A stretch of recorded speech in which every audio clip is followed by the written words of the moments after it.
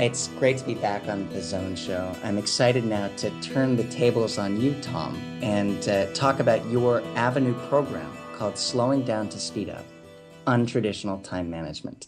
So how are you doing today, Tom? Well, fine, but I'm actually, having done loads and loads of interviews, I'm now really nervous about being interviewed on my own show. How about that for a turnaround? Well, that makes two of us because I've done so few interviews in my life, so I'm really nervous to be interviewing you on your show. Let's not make the listeners too nervous then.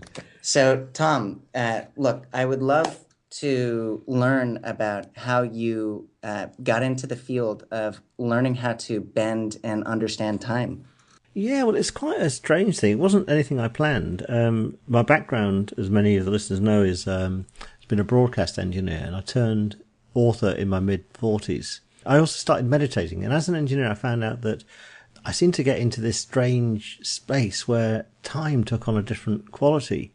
And I seemed to get loads done in next to no time at all. And people would just say to me, how did you just write that book so quickly? So as an engineer, I kind of reverse engineered what was going on. I started researching, I guess, Eastern mysticism and also current neuroscientific research about how our minds and our different parts of our neurology experience time in different ways. And I kind of discovered that the techniques I was using to get in the meditative state while my eyes were open were repeatable and teachable. So that's where it came from, really, sort of left field. I don't count myself as being a time management expert or guru or anything like that, but I find that the techniques that I learned that I now teach help people in what was the traditional kind of left brain time management world. What was your first personal experience in using some of the techniques you teach, and what was the result of that? I think my first experience is when I wrote my first book, 100 Years of Ermintrude, on a transatlantic flight, and the whole book just got written in less than 8 hours and actually published within a month as well. So a typical result these days is, let's say I'm writing a chapter of one of my books. Typically, I write chapters which are about 1,500 to 2,000 words, because I think that readers now want to read things in nice, manageable chunks when they're commuting or maybe late at night, especially on using e-readers. So typically, something like that would take me maybe an hour and a half to write. And I know some of my clients, it would take them 3 or 4 hours to write. So it's kind of a speeding up of the perception of the passage of time, if you know what I mean, with a kind of real world tangible output. And that's just in one area of this time management. In the program, there's loads of stuff I packed into there. A good example would be random acts of kindness, for example. So if you want to save a lot of time, if you just perform a random act of kindness every day, you find that the world is kind back to you about 10 times over. And how much time does that save you? Wonderful, wonderful. And what was your experience like putting together the program? Did you find that time moved quickly? Did you find that you were able to employ some of the techniques that you talk about in the program? Absolutely. It's all very self-fulfilling. I think I said to you when we first we spoke back in maybe June sometime, I said, give me 30 days and I'll record one a day. I think you were quite impressed even at that. But I think I got the whole program back to you within about 8 or 9 days, because I found that once the flow was coming, I couldn't stop it. So, and all of these stories that I put into the program, apart from one or two that actually happened to me before, they were all things that I just kind of that came in, and typically a 2 minute new would take me about 5 minutes to record. But I might get the inspiration for it either in a dream, which saves loads of times, or out walking the dog or something like that. So, I'd use that sort of what we'd normally call as dead time. I'd use that to generate inspiration. In fact, one of the news is about creative dreaming and how you can use that 7 or 8 hours at night when you're normally not doing anything to be creative, and that's a massive, massive time saver. And, typically in the program, each of the daily news has a story, a lesson, and a specific action that people can take to better use these techniques in their lives. Can you give us an example of one of the news, one of the stories that that was really impactful for you, and how people might be able to use the lessons from that story in their lives? Well, should we just play one in? That might be the easiest way to do it. Because I think my favourite might be, I think my favourite might be the random act of kindness one. So let's just play that in, because rather than me talking about it, it might give people a better idea. They can just listen to it. That sounds wonderful. The old woman was trying it on again. The baker saw it coming and was having none of it this time. When it came to paying for her daily bread, she said she was 10 cents short, and could she pay him the extra next time? As she always said this and never brought the 10 cents, over the years the baker was down quite a few dollars. The old woman felt a tug on the bottom of her coat and was about to snarl at whoever was doing it when she saw a small girl offering her a dime. "Please take this," the girl said. The next day, a rather charming middle-aged lady turned up at the shop. A widower who drank his coffee there each day took notice. His heart fluttered for the first time in 5 years. The baker wondered who this woman was in the pretty dress with an alluring smile. The woman ordered her bread and paid in full. Then, before she left, she took a jar from her bag. It was full of dimes. She gave it to the baker and said, "If anyone is short of money, please tell them to take some from here. I'll bring some more in next week." The baker's jaw dropped as he realized who she was. So breathe in and breathe down. So the woman, who was really middle-aged but just looked old, had discovered the secret of random acts of kindness from the small girl. They should of course be random. The biggest secret, though, is that when one is bestowed on you and you return it, you should pass your act of kindness on to someone else. Of most importance, when you give them out, don't expect one back directly from the person you've just given it to, and you'll find they come back from the most unlikely sources. They are, of course, massive time savers. So take a minute out today to be kind to a stranger. Then, when you're least expecting it, something beyond your wildest dreams that will save you bags of time and effort will arrive at your door. What's more, when you get into the habit of performing random acts of kindness each day, you will find that they come back at you at a higher rate than you can possibly give them out.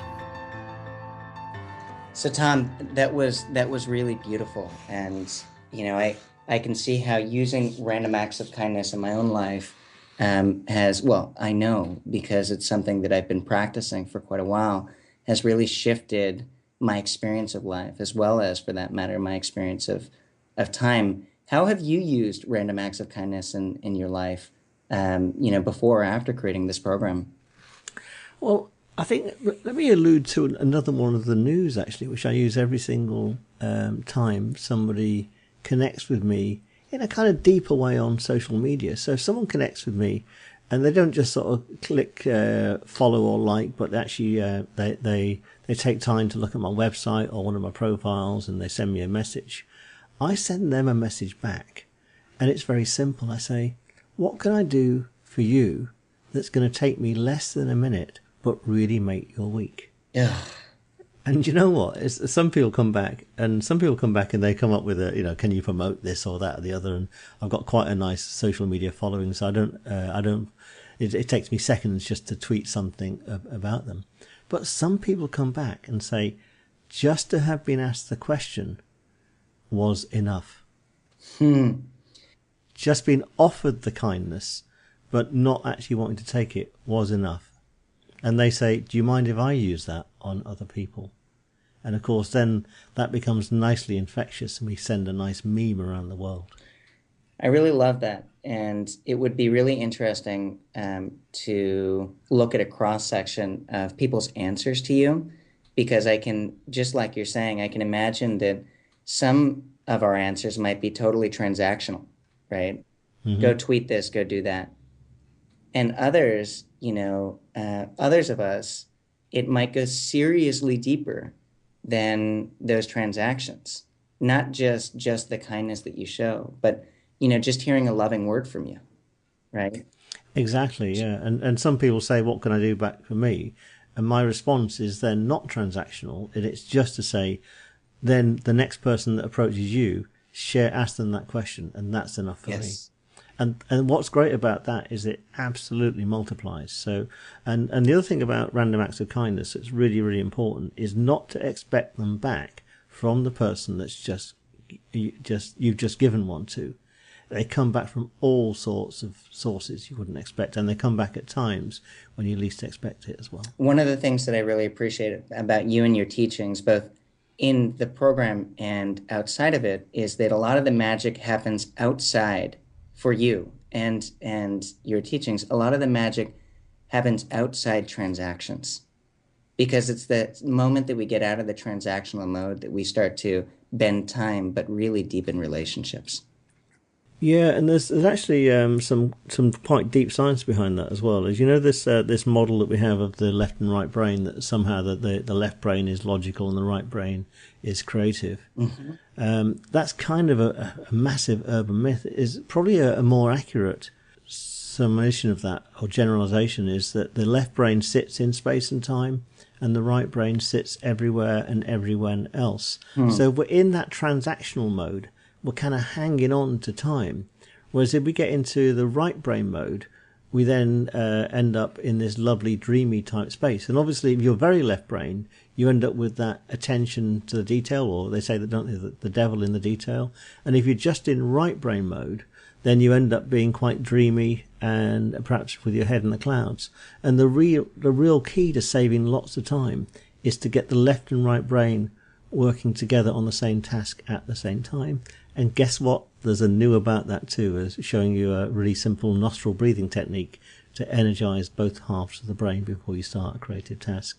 So when it says untraditional time management, it's about as untraditional as you possibly can get. Love it. I love it. And, one of the things that, one of the words that I love to hear in relation to you is that you call yourself a temporal alchemist, and you even call yourself that on the program page on Avanoo. What is a temporal alchemist, and how can we be temporal alchemists as well?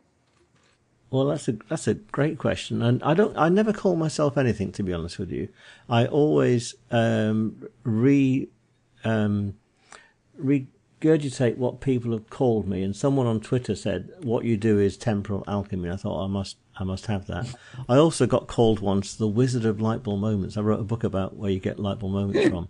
And I'm really proud that there's a website out there with the 15 most ridiculous job titles on LinkedIn, and I'm on the top. I'm in that list somewhere. I think I rock in as number 4, and that's a real accolade for me to be judged like that. So I'm called a temporal alchemy. So alchemy is transmutation. So it's taking something which is one material and then forming it into another material. So traditionally you might say, lead into gold or something like that.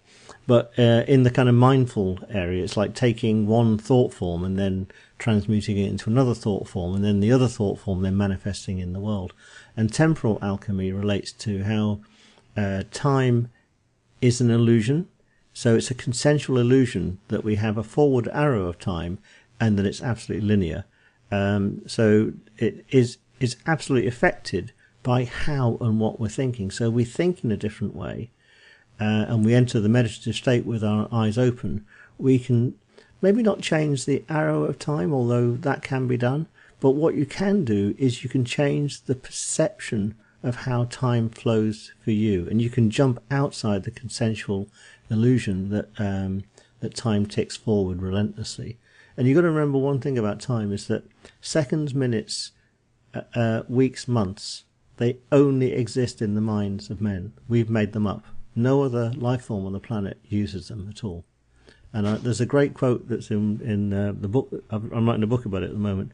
It's something like, nothing in nature beats to the second apart from the mind of somebody watching the clock. Wonderful. That's beautiful. Thank you. I feel like reflecting on that for more time than I feel another new coming on that very theme. So if you were to offer one bit of encouragement for people who wish to feel differently about how they live in and outside of time, and to think differently about how they live in and outside of time, what would that piece of encouragement be?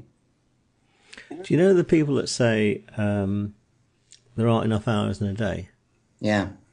For them to never say that again, and to say that actually it's possible that there is absolutely as much time as you ever need. And let me give you a really practical example of that. You know, this is not so much true nowadays. Now we can do self-publishing and independent publishing, but you know that kind of myth that authors would write a book and they'd send off 100 letters to 100 publishers. And maybe they get 99 no replies, yes, and one reply saying, "Love your book, but it's not just for us right now." You know, so that takes a lot of effort to send those letters out, or nowadays those emails out, this sort of stuff. In the world you live in, when you change time, you also change what's happening outside you as well. And in that world, what happens is you write your book, and just as you finish the very last chapter, the publisher or the publishing route gets in touch with you. And that's happened to me for every single book I published. Either I've just bumped into the publisher at a meeting just when I got to the very last chapter, or a new publishing service just arrived. And I have to say that Avanoo is exactly that, because I was just wanting to publish these things in a form. And I was going to do it in a traditional book form, and you guys just turned up. I think Sarah got in touch with me one day saying, "We like the look of your stuff on Udemy. Would you think about writing something for us?" And this stuff was going to appear in a book, but it's much better in this format where it's leaked over 31 days in these as a drip feed of 2 to 3 minutes a day. And I think it's much more powerful for that, and very evocative. One, you got my voice, and two, you got those lovely time-lapse videos. And how appropriate, by the way, is it to have something that deals with changing the speed of the passage of time and time-lapse mixed together? Yes, yes.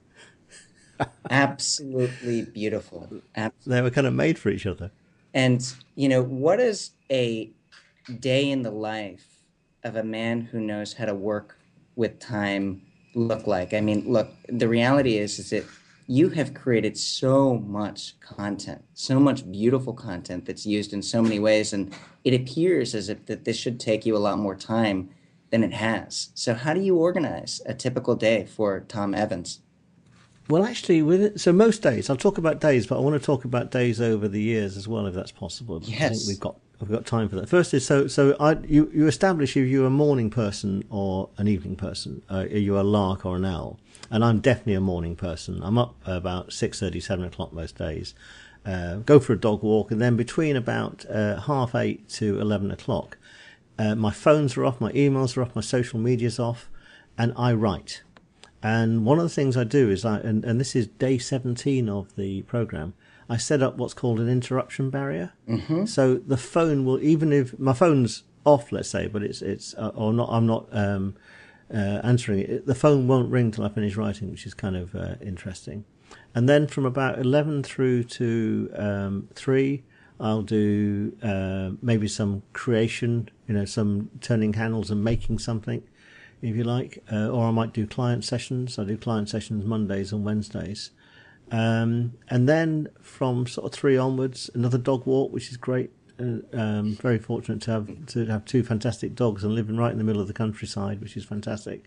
And then around this time is when I do my conversations, which kind of suits with the USA as well. So that I do research, conversations and that kind of thing. So that's a typical day for me.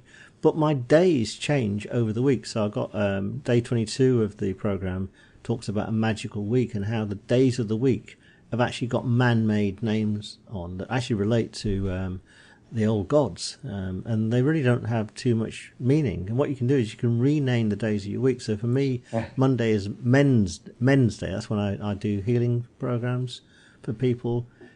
Tuesday is Tools Day. That's when I build tools. Wednesday is Weeds Day. That's when I unblock people. Thursday is Surge Day. That's when I do my marketing. And Friday is my free day when I'm into writing my novel at the moment. But that's just days of the week. We've also got the moon phase. Our calendar months are actually false. They're actually, there is no 28-day, 30-day, 31 days. These are all man-made. And the months of July and August were actually created in honor of two Roman emperors, Julius Caesar and Augustus Caesar. So the 7th month, which is September, is now the 9th month. So our calendar is all over the shop. And we forget about a fantastic timekeeper, which is the moon. And as the moon orbits the Earth, it changes our consciousness. So I'll just give you a rough idea of how to use it. Is that when the moon is from new moon to full moon, it's a good idea to plan. And when it's from full moon through to new moon again, it's a good idea to act. But there's some more subtleties around that. And then you've got the seasons. I only noticed after writing 3 books that I wrote them all in spring. Oh my! So I don't even try and write a book now any time than that. Now, not everyone's the same, and it does vary from the northern hemisphere to the southern hemisphere. But what's important about keeping in time is knowing when your natural times are, knowing when you're naturally creative, blocking that time out. So when I'm doing a book, I make appointments with my chapters, and I guard them jealously. So I'll move clients around the appointments with my chapter, and it's almost like I'm going to meet this chapter. And what happens on the day that I'm writing the chapter is the words are just kind of poised, ready to come through my mind, through my fingers, into the keyboard and onto the word processor. Oh, That's the way it works. I love it. I love it. And, this is my last question. How is it that Avanoo has integrated some of the thoughts and philosophies and techniques that you have surrounding time and time management to support people in experiencing shifts in time for themselves? I think it's actually intrinsic to the format that people. This is really strange. I've got a full time management course called Living Timefully. It's a 10-week course that will absolutely change people's perception and relationship with time. But the number of people that say to me is, "I'd love to take that course, Tom, but I haven't got enough time to do it." And I'm only saying, spend an hour a week over 10 weeks and you'll get amazing changes. Whereas Avanoo is a fantastic entry point into the whole subject for people because it's just 2 or 3 minutes a day over a month. So it's hardly any commitment at all. And you know what? They're enjoyable. So change is enjoyable, not hard work. So there's kind of nothing not to like about it. Yes, I love it. Well, Tom, thanks so much for taking the time to talk with me.